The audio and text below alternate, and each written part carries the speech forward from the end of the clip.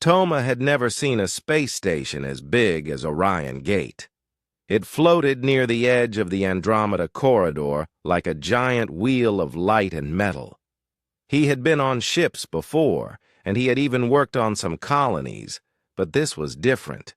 The walls were clean and smooth, humming with quiet energy. Bright signs pointed in many directions, some in English, others in languages he could not read.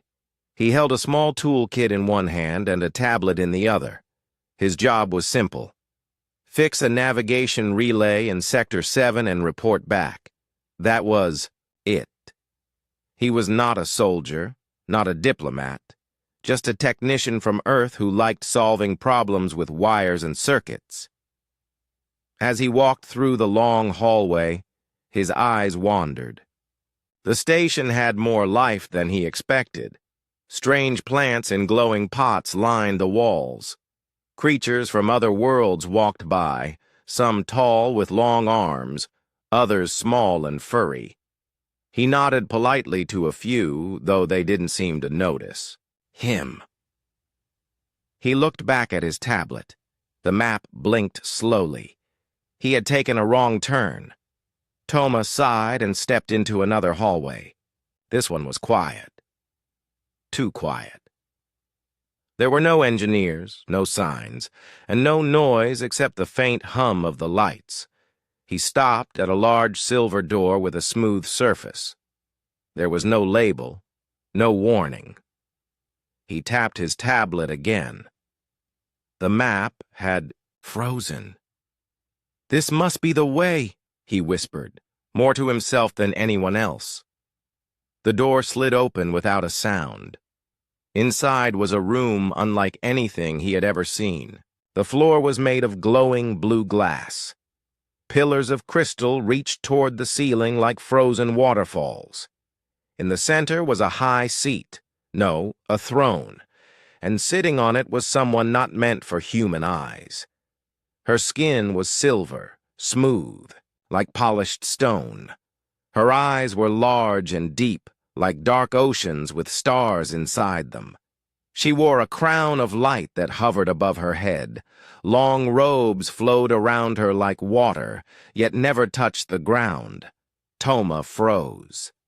5 guards stood, nearby, their armor shining like mirrors. They stepped forward quickly, weapons drawn, but the woman on the throne raised one hand. The guards stopped at once. Toma's heart pounded. His mouth felt dry. "Sorry," he said, stepping back. "Wrong room." The woman tilted her head. Her lips curved into a small smile. "I know," she said. Her voice was calm and soft, but it echoed across the room.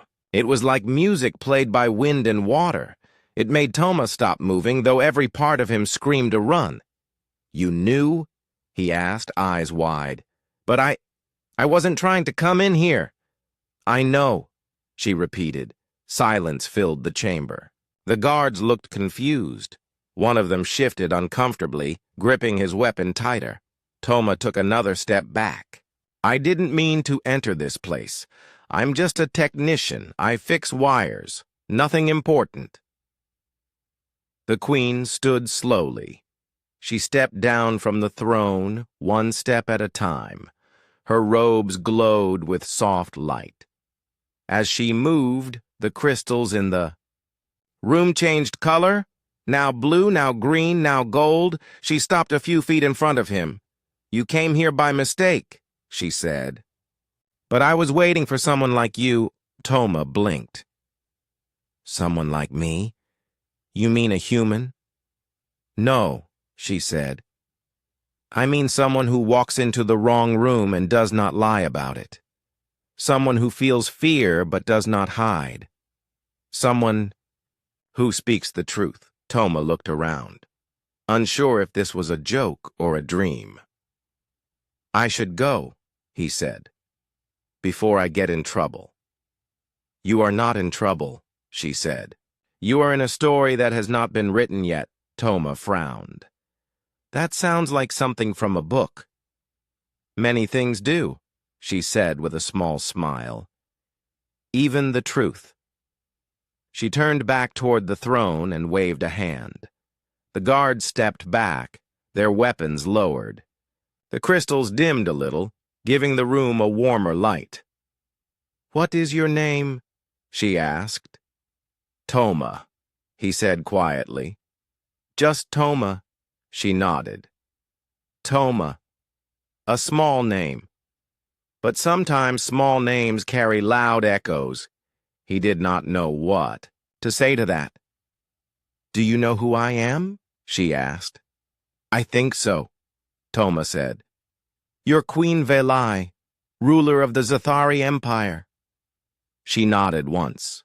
"That is what others call me. I am many things. But today I am only someone who wants to speak." "Speak to me?" "Yes," she said. "If you are willing." Toma looked at the open door behind him. He thought of the map on his tablet. He thought of the broken relay waiting for repair. Then he looked at her again, her calm face, her kind eyes.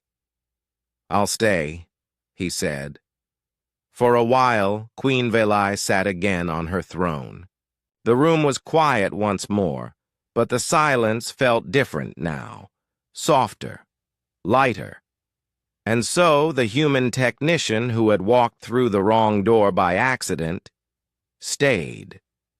Not because he was ordered to, not because he was special, but because the Queen of Stars had smiled at him and said, "I know." Toma sat on the edge of a low silver bench, his toolkit resting near his feet. He looked around the chamber again, still unsure if this was real or not. Everything around him sparkled with soft light. The ceiling showed shifting images of stars and galaxies, as if the room itself floated in space. Queen Velai sat quietly on her throne. She was not speaking, just watching him with calm eyes. The guards stood back, hands at their sides, but their attention was sharp. After a long pause, the queen raised her hand. A servant stepped forward with a tray. 2 cups were placed on a small table between them, one for her, one for him. Toma stared at the cup. The liquid inside was a deep purple color, glowing faintly. "What is this?" he asked. "It is safe," Velai said. "It helps people speak with clear thoughts." Toma hesitated, then took a small sip. It tasted like berries and cool air. A strange warmth filled his chest. His nerves eased. "Why am I here?" he asked. "Why did you let me stay?" The queen looked at him, her voice soft but steady. "Because I want to understand your kind, and I believe you can help me," Toma gave a small laugh. "Me?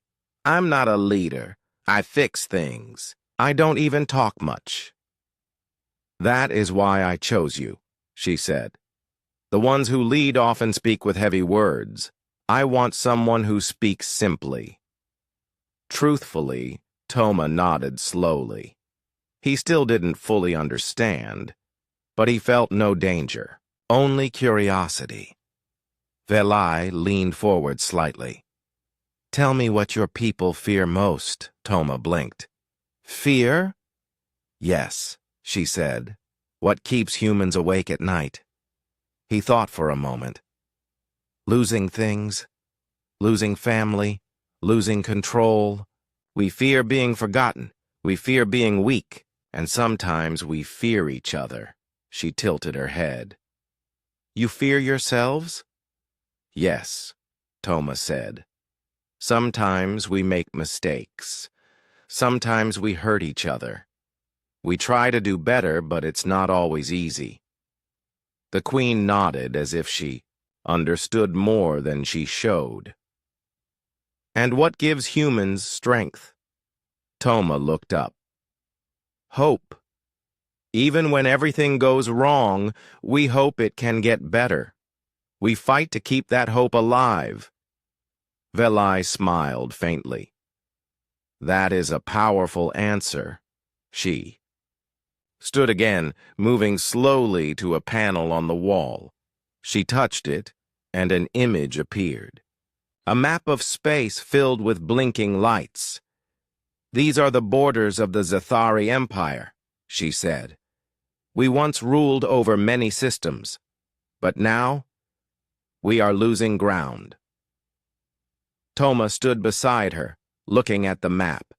He saw red areas blinking, spreading like fire.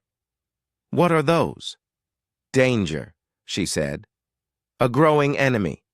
They call themselves the Karnek's Swarm, machines with no heart, no soul. They take what they want and leave nothing behind, Toma frowned. Why not ask other empires for help? We have, she said. They watch, they wait. They do not trust us, and we do not fully trust them. Toma looked at the map again. So why talk to Earth? She turned to him. Because your kind is different. You are small in number, but you fight with a strength that does not come from size. I have studied your history. I have seen your stories. You rise even when the ground is broken. Toma felt a strange mix of pride and fear. But I'm not a fighter. I've never been in a war. You are here, she said. That is enough for now. Another panel lit up, showing images from Earth, crowded cities, open oceans, planes flying, children laughing, soldiers training. Toma watched in silence. It made him feel far from home. You study us? He asked. Yes, Velai said. I have watched your world for a long time. I waited for the right moment to speak. And now, I believe that time has come. Toma looked at her with wide eyes. So you let me enter this room on purpose? The Queen nodded. You were guided, gently. We made it look like chance, but it was not. Toma felt his heart race again. Why not just ask the leaders of Earth? They would send warriors, politicians, people trained to speak in ways that sound nice but mean little. I wanted someone who speaks with their hands and listens with their heart. Toma looked down at his calloused fingers, the ones that held tools more than pens. No one had ever asked him to speak for anyone else before. What do you want me to do? He asked. Stay, she said. Learn. Share what you know about your people. Help us see the world through your eyes. He shook his head slowly. I don't know if I'm the right person. You are not perfect, Velai said. That is why you are right. They stood in silence for a moment. Then she stepped back and raised her hand again. A new door opened in the wall, revealing a small room with a bed, a desk, and a window showing the stars. This will be your space, she said. You may leave if you wish, but if you stay, you will not be alone. Toma stepped into the room. It was simple, quiet, peaceful. He sat on the edge of the bed, thinking. He thought of home, of Earth, of his mother's garden and the sound of city trains. He thought of the glowing map and the machines spreading across space. He thought of the Queen's eyes, full of both power and sadness. He lay back and stared at the stars outside the window. For now, he would stay. And maybe, just maybe, he would find a way to help. Every morning, he woke in the small room given to him. A soft voice would greet him through the wall, asking if he was ready. Then 2 Zathari attendants would escort him to the chamber of Queen Velai. The guards no longer looked at him with suspicion. Some even gave him a small nod as he passed. He still wore the same gray technician uniform, no medals, no special rank. But things had changed. People looked at him now with quiet curiosity. Some whispered in the halls when he walked by. Each day, Queen Valai asked him questions. She asked about Earth's history. He spoke of ancient wars, space travel, art, and music. She asked how humans solved problems, how they handled loss, and why they still hoped when things broke around them. He answered with simple words. He didn't pretend to be a hero. He just told her what he had seen and what he believed.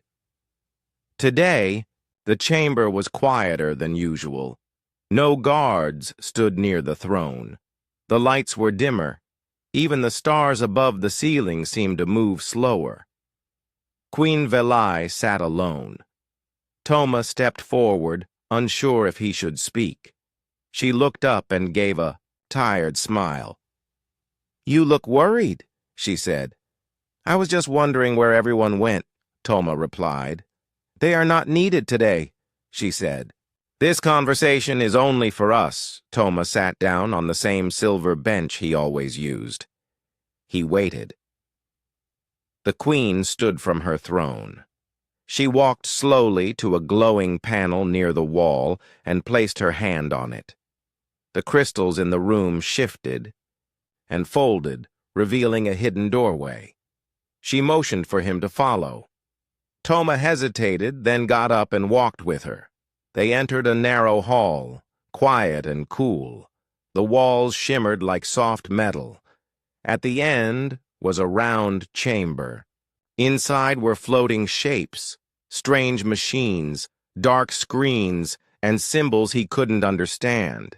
In the center was a tall glass column filled with blue light.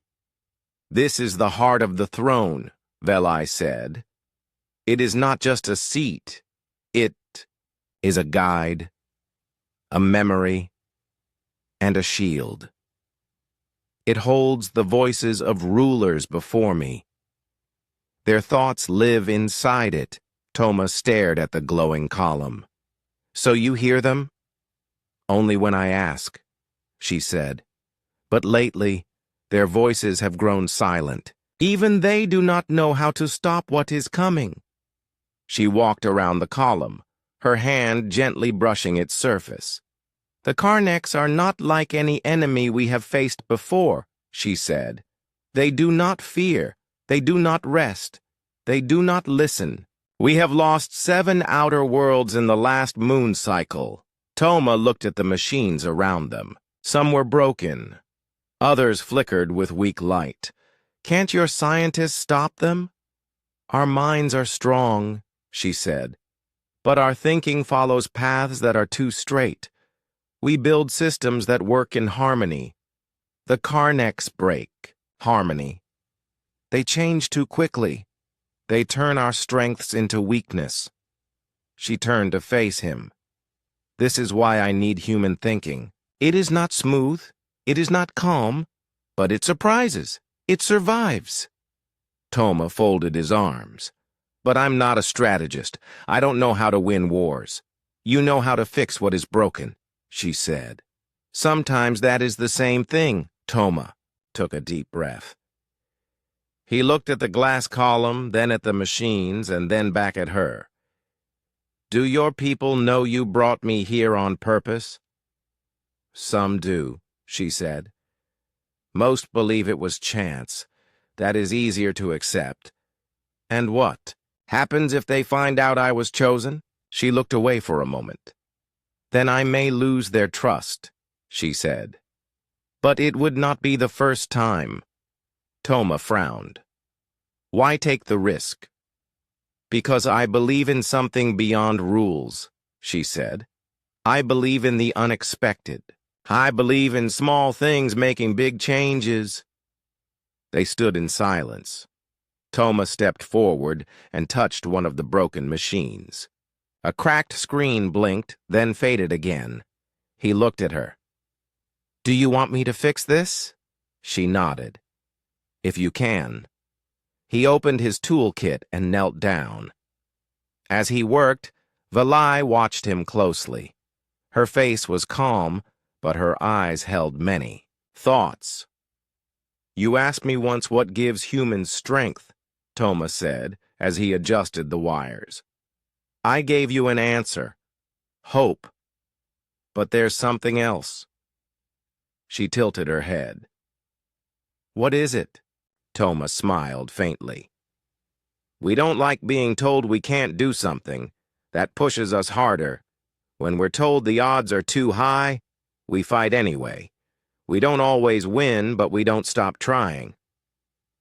The machine gave a soft beep. Lights blinked across the surface.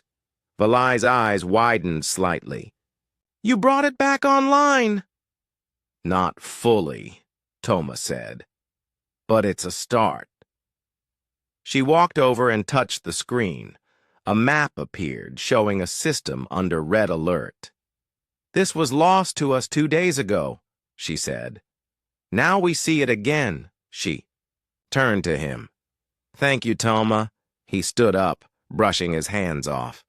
You don't need a hero, he said. You need someone who doesn't give up. Maybe humans are good at that. She nodded. That is what I hope. They left the chamber, together. As they returned to the main hall, the lights brightened. The guard stood ready once more. The throne waited.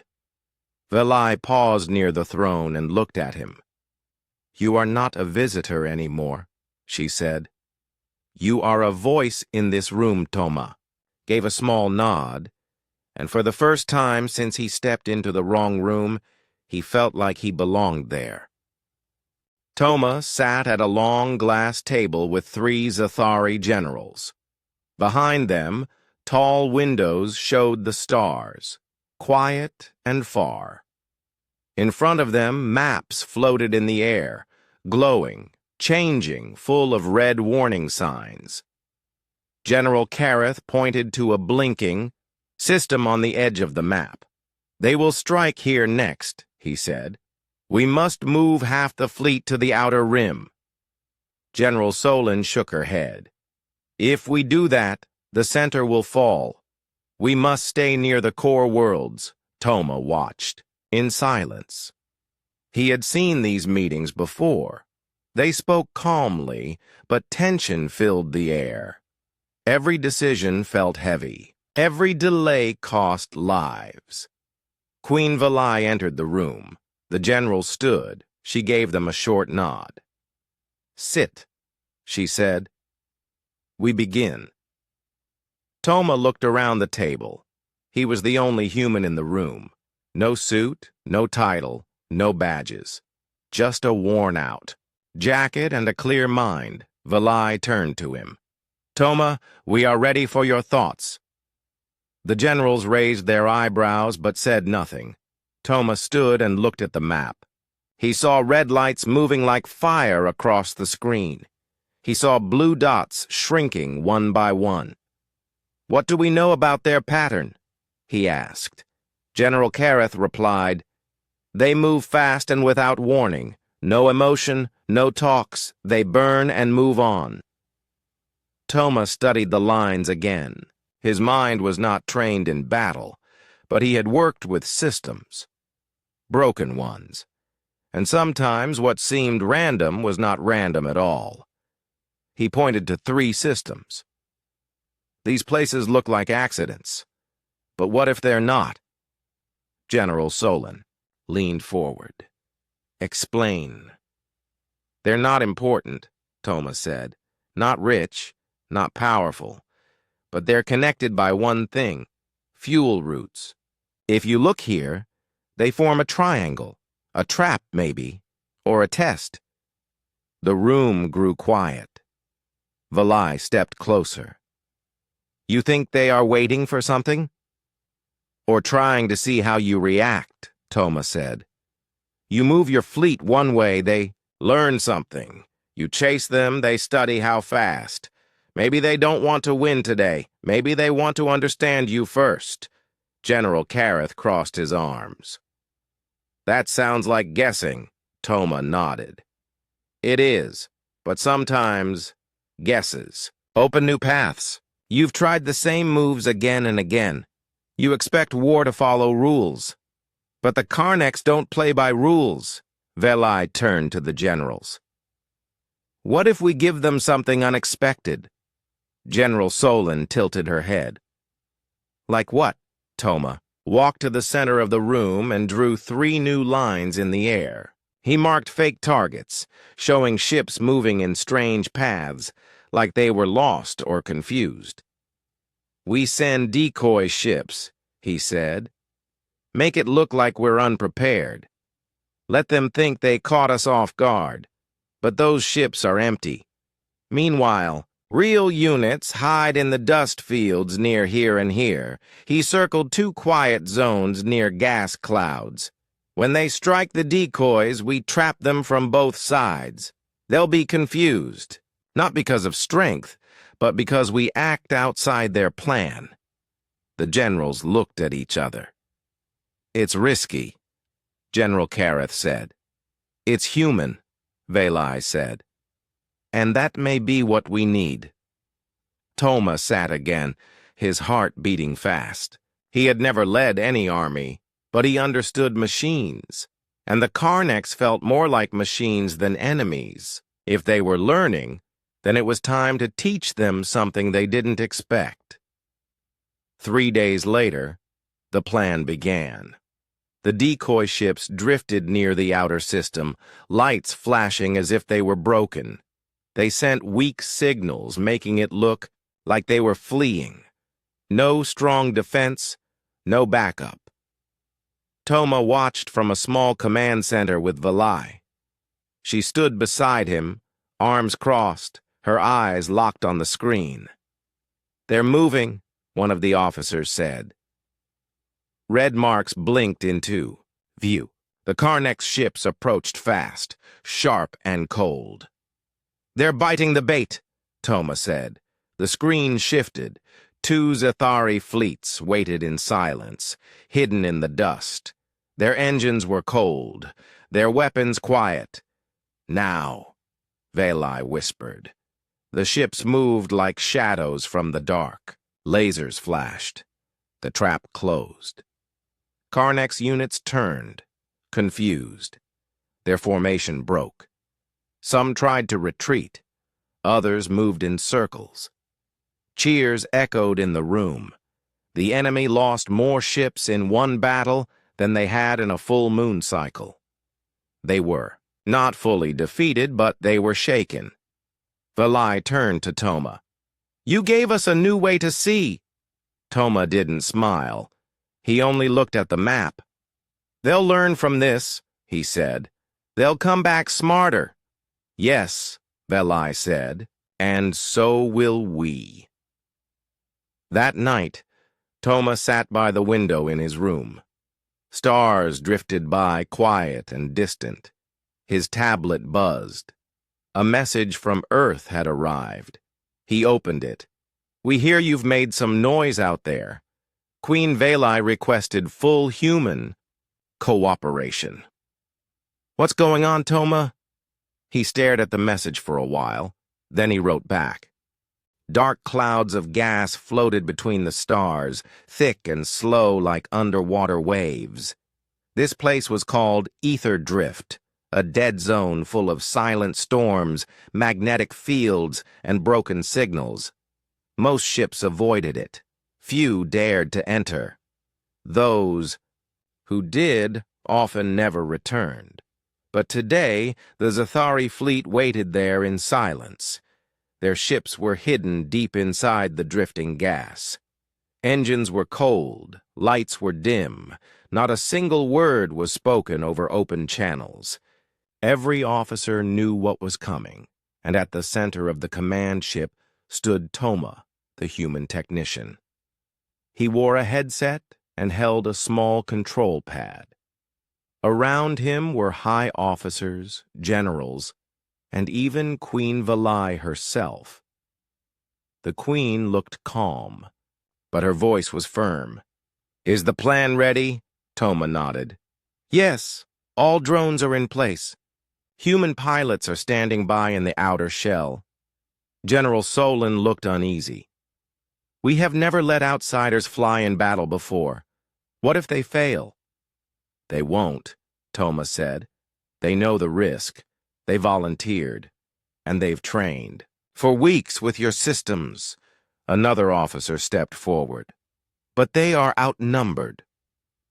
That's why this plan must work, Toma said. Not with strength, but with surprise. He walked to the center of the map, where a red line moved, slowly toward their hidden position. This is the Karnak strike group, he said, fast and aggressive.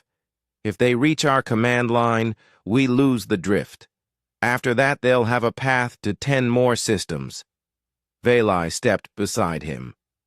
But they believe this place is empty. Yes, Toma said. We leaked false signals. We made them think our ships retreated after the last battle. So now they charge in full speed. The Queen turned to her officers. And when they enter the drift? Toma smiled a little. They find ghosts. In the thick mist of ether drift, small human-piloted drones floated like shadows. Light shields covered them. Their movements were smooth, silent. Each drone was controlled by one pilot from Earth, linked directly to Zathari tech. They had practiced for days inside simulators. No heavy weapons, no strong armor, just speed and timing. Suddenly, from deep space, red dots appeared. The Karnak swarm had arrived. Like a wave of metal insects, their ships cut through the gas with sharp lines. Their sensors scanned the area. Their formations spread, ready to strike. They saw the first drone and chased it. The drone ran. It darted into the mist, pretending to flee. The Karnaks followed. One by one, more drones appeared, each one pulling the enemy deeper into the cloud. The Karnak ships lost order. Some turned too fast. Some bumped into drifting rock. Their communication lines became weak. Confusion grew. Inside, the command ship, Toma gave the signal. Now, at once, hidden Zathari ships lit up. Engines roared to life. Lasers and energy beams tore through the clouds. The enemy had no time to regroup. The trap closed again. The battle lasted 37 minutes. When it ended, half of the Karnak's force had been destroyed. The rest turned and ran. Cheers filled the control room. Officers stood and clapped. Even General Kareth smiled, something no one had seen in a long time. Queen Velai looked at Toma. Her eyes were proud. "You gave us a victory we never imagined," she said. Toma nodded. "It wasn't just me. It was your people and mine, working together." A soft beep came from the side. A live message from Earth appeared on the screen. A human commander spoke, his voice strong and clear. "Queen Velai, Toma, we watch the battle from our listening post. Earth stands ready. The United Human Council has voted. We offer full support to the Zathari Alliance." Velai gave a small bow to the screen. "We accept with honor, and we will fight as one." Later that night, Toma sat alone near a quiet observation window. He looked out at the drifting clouds. Pieces of broken Karnak's ships floated in the distance, slowly turning in the silent dark. He thought of the pilots, who flew the decoys. 2 had not returned. Their names would be remembered. Their risk had saved thousands. Queen Velai entered the room. She wore no crown tonight. Just a simple robe of silver cloth. "You did not join the celebration," she said. Toma shook his head. "I don't like loud rooms," she smiled. "You like quiet places." "Like this one," he nodded. "I can think better here?" She stepped beside him and looked at the stars. "I once feared that our way was the only way," she said. that anyone who thought differently could not understand us. But you showed me that being different is not the same as being wrong. Toma looked at her. Sometimes different is what saves you. Veli looked into the stars. The Karneks will return, she said. They always do. I know, Toma said. But next time we won't be waiting alone. She nodded. We will build new defenses, she said. Together, with Earth, with new minds, yours among them. Toma smiled. A quiet one, the kind that comes not from pride, but from purpose. And in that moment, inside the great metal walls of Orion Gate, a new alliance was no longer a dream. It was real. The great hall of Orion Gate buzzed with activity. Engineers, scientists, pilots, and soldiers from Earth and the Zathari worked side by side. The air was filled with hope and determination. Toma moved through the crowd, carrying a data pad filled with new designs. He stopped by a group of young engineers adjusting a drone's energy core. "How is it going?" he asked. One engineer smiled. "Better than we expected. Your ideas about flexible shields helped a lot." Toma nodded. "Good. Keep testing." Around him, the once quiet halls now rang with conversations in two languages, laughter and the clatter of tools. Queen Veli watched from a balcony above. Her silver robe shone under the bright lights. She spoke softly to her advisor. "This is more than a fleet," she said. "It is a symbol of trust." Her advisor nodded. "The humans bring new ways of thinking. Their unpredictability may be our strength." Veli smiled. "They have already saved worlds." In the engineering bay, Toma met with Captain Rila, leader of the Earth pilots. She was a tall woman with sharp eyes and steady hands. "We're ready for the next phase," she said. "Our pilots are trained and eager." Toma looked at the maps on the wall. "We need faster communication between ships. Delays cost lives." Rila nodded. "We've developed new transmitters based on your ideas. They should cut delay by half." "Excellent," Toma said. "Let's get them tested." Outside the station, large ships were being built. Their designs were unlike anything Toma had seen before. Sleek, fast, and covered with flexible armor plates that could shift like skin. Engineers explained that the new ships could adapt their shape during battle. They could hide behind asteroid fields or change their form to confuse sensors. Toma touched one ship's hull. It felt alive somehow, like it was ready to breathe and fight. "This will be the new face of defense," said a Zathari engineer. "Not just weapons, but intelligence." Toma smiled. "And humans helped build it." One evening, as the stars shone bright, Veli called Toma to her private chamber. She poured 2 cups of warm tea and offered one to him. "We have come far," she said quietly. "But the war is not over." Toma took the cup and nodded. "The Karneks will not stop until they take everything." Veli looked out the window. "Our alliance is fragile. Some Zathari do not trust humans. They see us as different." Toma thought for a moment. Difference can be a strength if we show respect. We need to keep building trust, not just weapons. Veli smiled. "You understand more than most." They sat in silence for a while, the quiet broken only by soft clinks of the teacups. The next morning, Toma gathered a team of mixed engineers and soldiers. They worked together to design new strategies for battle. Toma suggested combining human creativity with Zathari technology. They tested new drones that could think for themselves, changing tactics in real time. Some experiments failed, but the team never gave up. Each failure taught them something new. Weeks passed. The new ships were ready, pilots trained, communication.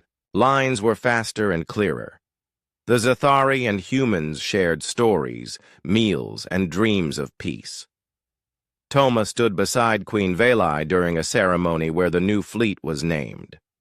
"The Unity Fleet," she said. "A symbol that we fight not alone, but together." The crowd cheered. Toma felt a deep warmth inside. This was more than a battle station. It was a home. But even as they celebrated, Toma's mind stayed alert. He knew the Karneks were watching, and soon the real test would come. The Unity fleet gleamed under the cold light of distant stars. Ships lined up in perfect formation, ready to defend their home, and all they had built.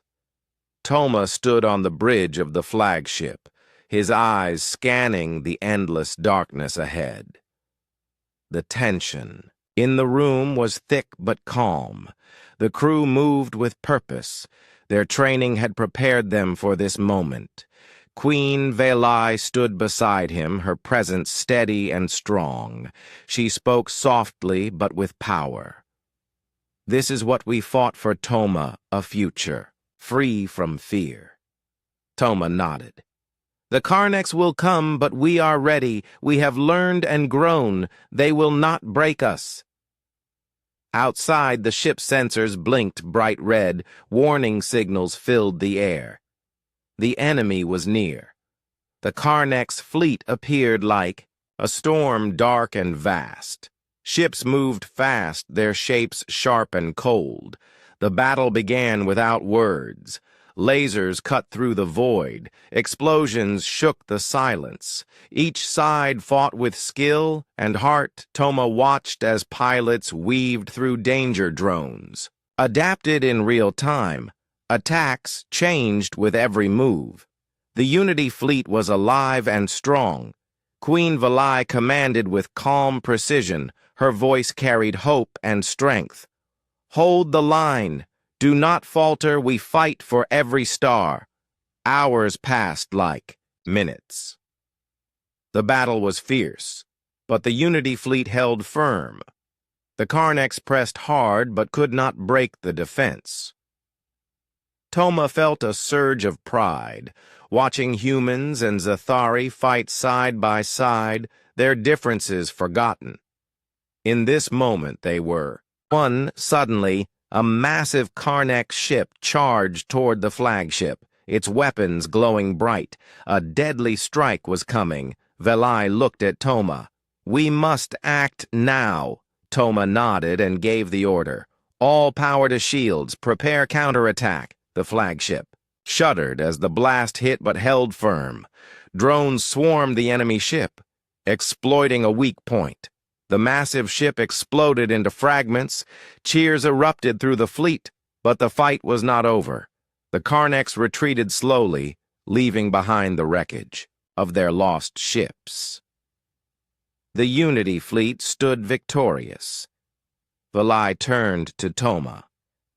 "This is only the beginning, but we have shown them our strength."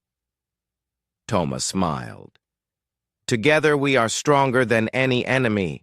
The stars shone brighter as the fleet returned home. The war was far from over, but hope was alive in the quiet moments after battle. Toma looked to the future, a future built on courage, friendship, and unity.